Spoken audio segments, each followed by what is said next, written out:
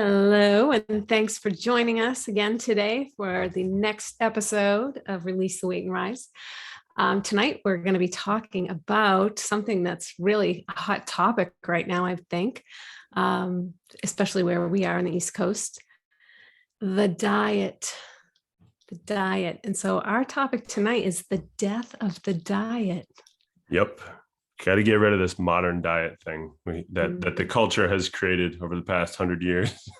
So we were kind of going through this, and what would you say today is when we think of diet? What is it today? It's not what it used to be, that's for sure. The definition that we have of diet now in our culture right now, it's a short-term behavior change to achieve a quick result. It's not what it used to mean, right? Like if we think about what diet used to mean, it was what a species ate. And that was the old definition of it. It was what, and when you go to the zoo too, like if you go to the zoo, I took my kids to the zoo and on the wall of the cages, it's like, don't feed the monkeys any of the crap that you just got at the snack shack, basically. Right. But it says it in a much nicer way. It's like, don't feed them this stuff because and this is what it says, because they have a specific diet. So it's what their species eats. Like dogs, so many people that have dogs. We don't have a dog. But oftentimes when I'm with a family that has a dog, I want to just feed the dog. And they'll say, no, don't give the dog that. But their kids can have anything. So that's just a little perspective. Feed it to Charlie. He'll eat it. Yeah. And then, way back when, diet actually used to mean a way of living. Yeah. That's what it actually is, right? It's a way of living. It's a way of living, and really just whatever you're eating and drinking, and it was sustainable and long-term, and it just was how it was. Yeah. Well, with our tribes, we would get up, we would go for a really long walk because you had to go and gather the food and the hunting and all of those types of things in order to bring it back. So the exercise and the eating kind of went hand in hand, and it just was how we did things. We're very lucky. It's amazing what we have access to as human beings now. Right, yeah. And I would also argue that it makes it more confusing. When I started my fitness facility, I right away, this was 12 years ago, I started doing what's called grocery store nutrition tours. And I always thought it was super awesome and sad at the same time that I had to do that, because the grocery store can be very, very tricky to navigate through, because the food industry is really diabolical with the way that they word things, and the way, there's a lot of things that they do psychologically to make you feel good about what you're buying. And that's probably a whole different episode, but it really is. But it's tricky. Just quick note while we're on that. When you're in the grocery store, I know it's been covered, and there may be people that don't know this, but wear a guide when you go in the grocery store. Say that again. Where do they need to stick to? Yeah, I feel like you always hear, like, stay on the perimeter, right? Like, stay on the outside. That's what I hear a lot. And I think a good thing to know too, like, if you are to go inside and you start looking at if you're going on the outside, you're going to get a lot of the fruits and the vegetables, and everyone's a little bit different, because the store I shop at is actually like right in the dead center of the grocery I think store. They caught on to that. Yeah. So it is tricky. I think the idea is buy more real food. So what does that mean? It's just food that would grow on trees, would grow on bushes, would grow plants, would grow underground, if you're eating meats, eating more wild caught, fresh, organic, pasture raised, grass fed, grass finished, like a lot of what animals were doing before we put them into very small, compact compartments and tried to just do it at scale. Right. So protein and produce. Yes. Yeah. Right. And then, there's even on the outside, there can be, things like healthy fats, like good quality salmon, avocados, things like this. So yeah, it's what we're eating as human beings. Now, I think what gets tricky though is that as we're brought up, right? I know me personally, I was brought up Irish Catholic, and there was a lot of meat and potatoes, right?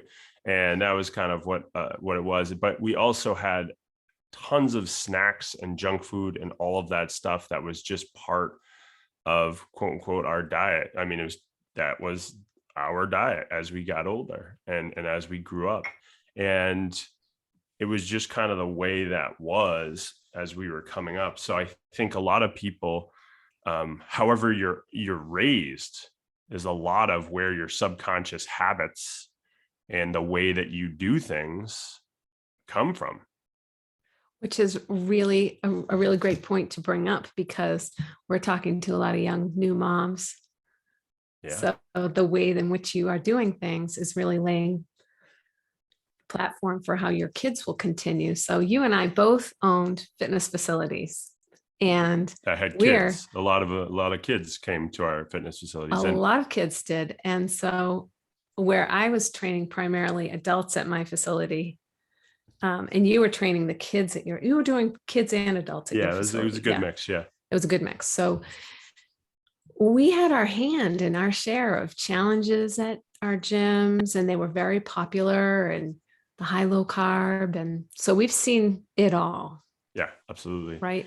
And so what diets do you think that people are seeing now? Because I will tell you, this idea came to me because I was scrolling and I was getting hit up left and right with this challenge and before and after pictures and, 6 weeks, lose 20 pounds. And so what do you think primarily, what's the focus right now in diets that you're seeing in your circle? Yeah, well, I think we just need to understand the underlying part of it to what creates these diets, right? There's an emotional pain there. There's this emotional pain, this mental and emotional pain that pushes people into something that is very different than what they're doing. So the emotional pain is, I have X amount of pounds on my body. I have more pain in my body. I have, I'm starting to get skin issues. I'm getting bloating. I'm getting, my bowel movements aren't what they used to be. All of these things that, and when I got deep into studying the microbiome and gut health and all those things, I started to really understand how things have changed massively. And we're going to see this. We're in the infancy of that. I mean, I'd say over the past 10 years, gut health, microbiome, all that stuff has definitely gotten more into the mainstream. And I think we are just in the infancy of understanding what that ultimately has done to our ability to eat, digest, and assimilate food, and what that really, really looks like. And it's, we get what our good, healthy gut bacteria is going to be eating is good quality fiber. So things like vegetables and, so all goes hand in hand, really. Yeah, totally. Like people hear these terms like prebiotics. It's fiber, folks. Like you need to get in more of the fiber that your good, healthy gut bacteria is eating. And then of course, unhealthy bacteria, its main fuel source is sugar. And that's really where, because of what's happened since, in the 60s and 70s, they started to vilify fat. There was a whole study, Ansel Keys, the whole thing went down, and they basically were like, fat's bad, sugar's not the problem. And it just basically started what I grew up in. And I grew up in the low fat, world. Like in the Yes, late you 80s, did.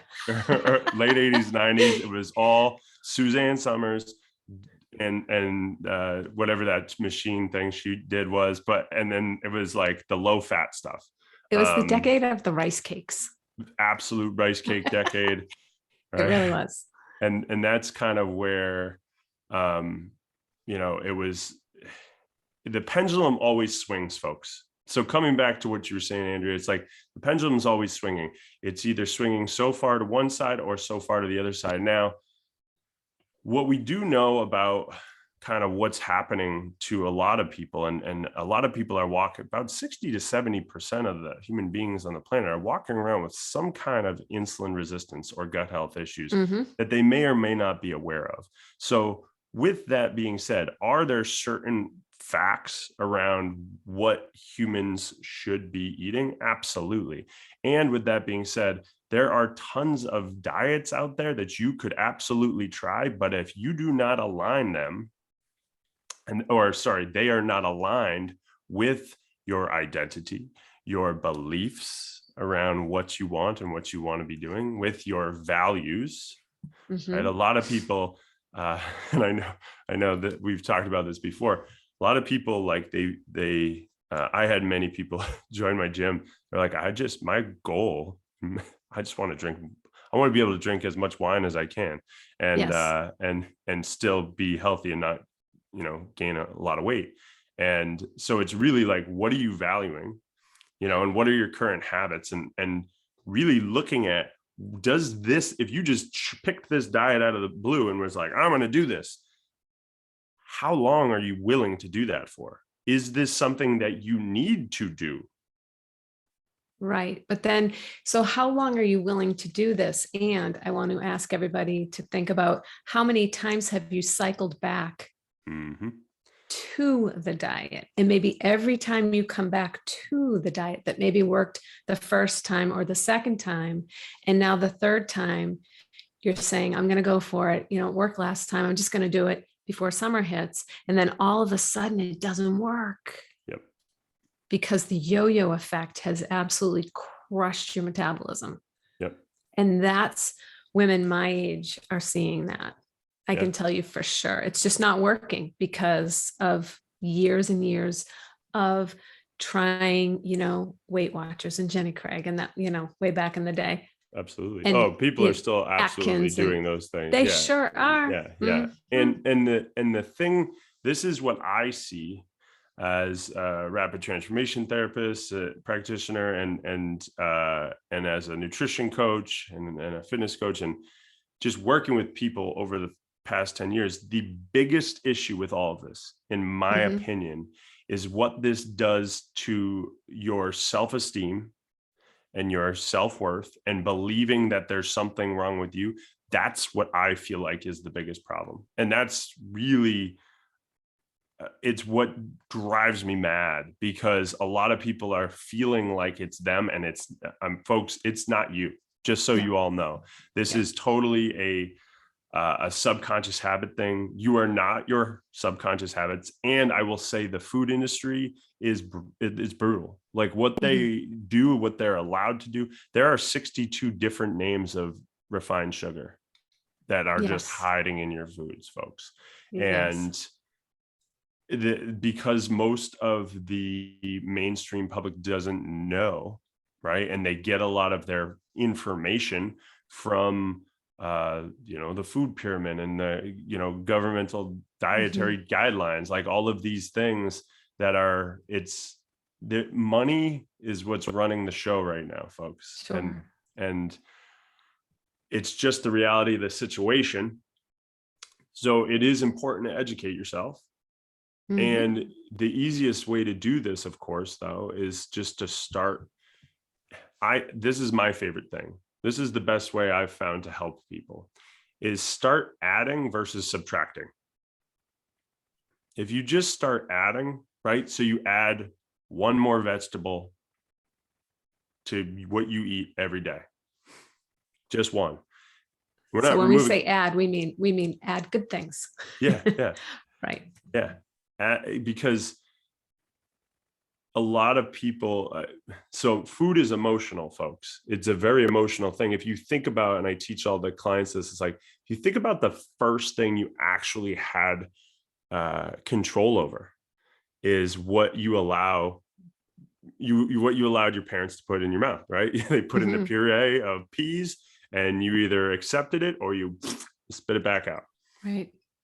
And it's something where it's the first thing we had control over. It's also the first thing that probably made you feel good, other than your parents and their love, if that was in place for you at that time. A lot of the clients I work with, that was lacking, and therefore food became their sanctuary. It became that emotional connection. It became their best friend, and not necessarily the healthier foods. It was more of the non-functional foods. And I choose my words wisely, folks. I don't say good or bad foods, because you may start to notice when you eat foods that are that you would label quote unquote bad, then all of a sudden when you eat them, you become bad. So we need to get rid of that dialogue, and we need, I say functional and non-functional, and that's all determined by your goals and your facts and the facts, which we can get into in a second. So then the subconscious, there's that subconscious piece of diet, which you may have a block against if it didn't work for you at one point. Sure. And then you're behind the 8 ball before you've even started. Yep. So it has to be, we have to remove the word diet. Yeah. And just think about what is livable. How can I live my life that this is going to work and be sustainable and enjoyable? And we've talked about the 80-20 rule. And it's funny, I had a conversation with someone recently, a friend of ours, and she said, the 80-20 rule doesn't get you to where you need to be. You have to go all out. And I said, but whatever you do to get there is what you need to do to maintain that. Mm-hmm. Yeah. So you have to be really careful. So in this situation, I said, why we could go 80-20, but how about you add some exercise to it? Well, that's all or nothing thinking, right? Right. That's that is the most common mental construct that holds people back. I would say that I've come across, and a really, really important point. And this is what diets do. Diets create this dialogue that you have, and they create the can and can't. They create the can and can't. So it's either I can have this or I can't have this. And I don't know if you folks feel this way. I don't like when people tell me what I can and can't do. And I know a lot of people I work with are the exact same way. So when you start deciding what's in alignment for you, you start to use different words. It's do or don't. I do eat this way, or I don't eat this way. If you think about like when people switch over and decide to no longer eat meat, let's say they become a vegetarian or a vegan, and they're totally good with it, and they're happy, and they love this lifestyle.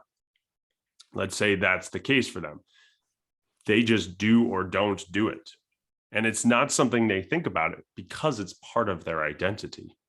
So that's really interesting. So I'm going to peel it back just a little bit with my clients when I'm going through the nutrition piece with them. You're absolutely right. My clients actually want to know. They want to say, don't do this, don't do this, do this, don't do this. But what we do is we substitute. We're going to substitute this. Alternatives are the key. Okay. Because then there's no mindset of a yes and a no. Totally. Oh, I can do that, but I'll do it this way. Yep. We've talked about, cooking vegetables. I have someone that just does not like vegetables. And so have you tried cooking them this way? Have you tried cooking them this way? So there's always a way to infiltrate and food hack the good foods. I'm going to say good foods because they are good foods. Yeah. They're functional, but they are good for you. Can I peel that one back? Because this is the thing. And this is what happened to me personally.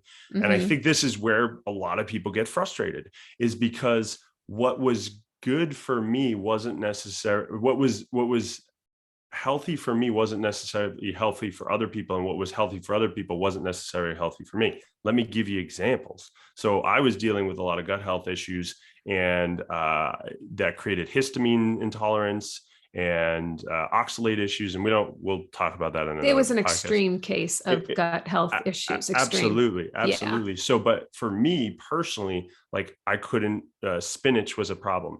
I, like nuts they made me tired. So if you are eating quote unquote good foods, right, but you're not getting results, or it's not feeling right, Doesn't feel good. Yes, it then doesn't feel then good. we Yeah. then we have to pay attention, because I think Mhm. people go to the 80-20 rule, and then the 20% that they're doing isn't working because they're having some sensitivities or food intolerances too. Like, and that could be, I mean, you could have food intolerances to so many things, folks, like nightshade vegetables, eggs, sugar, Mhm. gluten, dairy, soy, the list goes on. And when you are like, well, I don't know if I have that. Well, it's just paying attention to what happens after you eat. Do you get tired? Do you get itchy skin? Do you get a runny nose? Do you get Bloated? Do you get acid reflux? Do you get, stuck bowels or very loose bowels? Do you have, a lot of people don't relate their skin issues to their gut health and all those things. Mhm. And so if your 20% is something that's affecting you very negatively, then it's not going to work. Now, if your 20% isn't causing you a problem and you're fine, then the 80-20 rule usually is pretty solid for people. And it gives them an idea of like, hey, if I am eating 3 meals a day, let's say they're doing that, and you're going to have about 7 days a week, you're going to have about 3 meals or 3 times or whatever it is that you are digging into whatever you're digging into. Mm. And that's important. It is important. It's or super finding important. a good alternative to it, right? So like it's finding foods that you love and that are going to be more functional for you. So like I know I really like chocolate, folks. I just do. And I've found many great, amazing alternatives to regular chocolate. Like I'm a big fan of Lily's chocolate. If Sure, you I folks love have ever, Lily's. yeah, it's fantastic. Now, even within Lily's, not all Lily's is created equal. Like Right. there's dextrose in some of that, even though it says no sugar. So it's like, if you're looking at it, I find the bars that are 70% cacao or more tend to be safer. If you're trying to really avoid refined sugar and it's ultimately hurting you or holding you back from achieving your goals. And there's an intuitive piece to it also. If you find that you just don't like a food, there's probably a good reason you don't like it, even if it's considered a healthy food. We talk about chocolate. I just don't like chocolate for whatever reason. And I've tried it a million times. I've tried to like it because I It's feel so like cool. there's something wrong because I don't like it. Yeah. Right. Lily's chocolate, I do like on occasion. So pay attention to, God, I just really don't feel like that. Or some people, eggs, eggs is a great source of protein And healthy fats, and healthy fats, vitamins, omegas, the the whole whole, yeah, thing. choline, all of it. But there are people that eggs are just not a good match for. Absolutely. Not even, they may like them, but they just don't agree with them. And when we say don't agree with them, you just know, your body knows. Pay attention to that.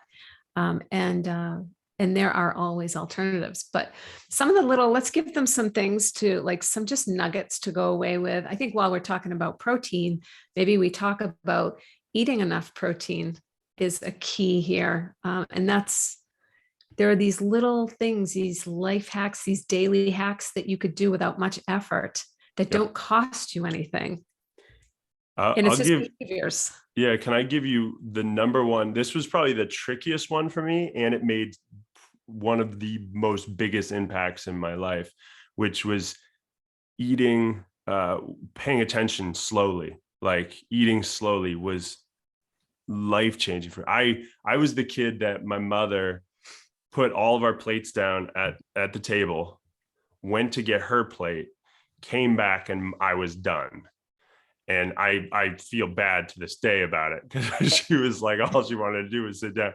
And I was the one kid in the whole family, like I was never a problem eater. Like I ate it all, and I ate it fast, because I grew up in a family of 4. So I was like, I always wanted to make sure I ate fast so I could have seconds. That was like the subconscious mentality that I had. So I had to retrain myself to eat slower and really chew my food and masticate it and be able to swallow it. And so I could digest it better. And I think a lot of people are just eating really fast on the run or while they're working. So it gets tricky. It is tricky. It is tricky. And unfortunately, that's a lifestyle thing. But if we have to work around that, let's talk about the things we can do working around that lifestyle, because many families are like that. They are on the run with sports and whatnot. So when we're talking about protein, how much protein should you have in your meal? We're talking about this. What we tell our clients is just the size of your fist.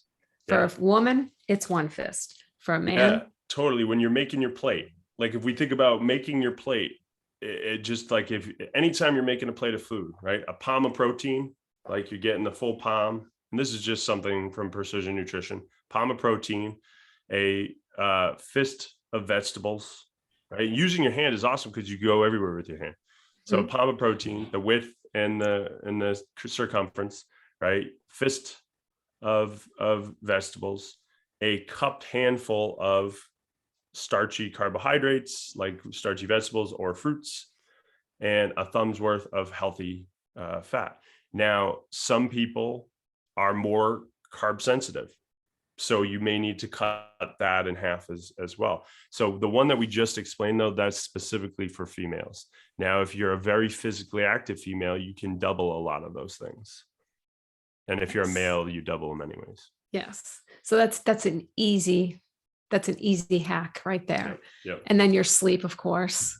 Yep. If you just got 1 extra hour a night, that somehow, whether it's in the morning or in the evening, going to bed a little bit early, shutting the phones off, shutting the TV off, that's going to help your cortisol. They say the easiest way to lose weight is to sleep more. I think sleep's one of the most underrated ones, and we'll do a whole episode on that just because of how powerful and important it is. But if you think about all the reasons why people end up turning to diets, is because a lot of the other areas of their life are so out of whack, right? So things are really, really out of balance, and it just seems like something they can control, and it's familiar, certain, and predictable usually for people. In their minds, they're like, well, I could just do this real quick and I'll be good for the summer or whatever it is. Right. It is, but we're finding, and I know I'm seeing this a lot, is a lot of people are trying to do the same thing and not getting the same results because there's just been so many changes. So I help a lot of people figure out what their food sensitivities are. I help them go through an experience that allows them to ultimately figure out what's functional for them and what's not functional for them, so that they can do that. Now, you can do that on your own, folks, just paying attention to your own body. What's really happening to you. I think that's the biggest takeaway, is just pay attention to how certain foods make you feel. And one more thing I just want to add in, because I had an incident yesterday where I was going out for lunch and there were plenty of spots up right by the door, and we were on the water. So it was a little brisk yesterday. And I said, no, park down the other end. And they were like, why? I said, because let's walk. The sun's out. And we walked into the restaurant, and they were all saying, oh my God, we could have parked here. We could have parked here. I thought, holy crap. You guys, you need to just move more. So I'm going to say that to everybody listening, just move more. Take the stairs. Most of you guys have iWatches. Most of you have phones on. Monitor your steps. It's not that hard. You guys can do this. Most of you do it already. If you're doing it already, add some.